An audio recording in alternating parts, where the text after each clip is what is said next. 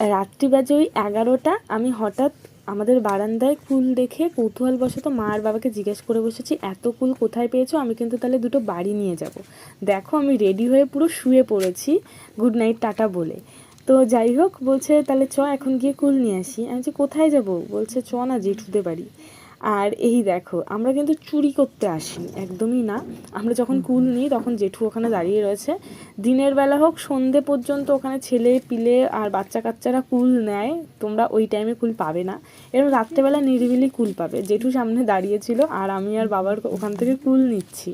পুরো রাস্তাটার ভীষণ বাজে অবস্থা, গাছটা পুরো রাস্তার পাশে, তো এত কুল পড়েছে, পুরো অবস্থা খারাপ। আমরা যেই টাইমে গেছি তার কিছুক্ষণ আগেই জেঠু বলছে যে অনেক মানুষ কুল নিয়ে গেছে, এখন তোরা কুল পাবিই না। তাও দেখো বেঁচে বেঁচে আমরা বেশ মোটামুটি অল্প কয়েকটা কুল পেয়েছি। সে কটা কুল নিয়েই আর কি আমরা বাড়ি চলে আসবো। আর তোমাদের আমি দেখাই অবস্থাটা, মানে পুরো সুনসান চারিদিক, নিস্তব্ধ, কেউ নেই আশেপাশে। আমি আর বাবা বেরিয়েছে এখন কুল নিতে, কি অদ্ভুত। আর এই যে হচ্ছে রাস্তাটার অবস্থা দেখো, সারা রাস্তায় কুল পড়ে পড়ে এরকম অবস্থা হয়ে গেছে।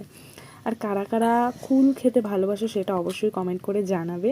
আমি ভেবেছিলাম ওই টাইমে আমি রিসেন্ট ভয়েস দিয়ে ভিডিওটা করব, কিন্তু চারিদিক এত নিস্তব্ধ ছিল আর আমাকে বারবার ফ্ল্যাশ জ্বালিয়ে রাখতে হচ্ছিল, তো আমি আর ভয়েস না দিইনি। এই দেখো মোটামুটি অনেকগুলোই কুল পেয়েছি। আর এখন আমরা বাড়ি চলে যাব, কারণ ভাল লাগছিল না, আমার ঘুমও পাচ্ছিলো। আর এই যে হচ্ছে আমাদের ঠাকুরতলা, নম করে দিয়েছি। দেখো এখন আমরা বাড়ি আসছি, দেখা হচ্ছে। আর কে কে এরকম মজা করো অবশ্যই কমেন্ট করে জানাবে। দেখা হচ্ছে, টাটা, গুড নাইট।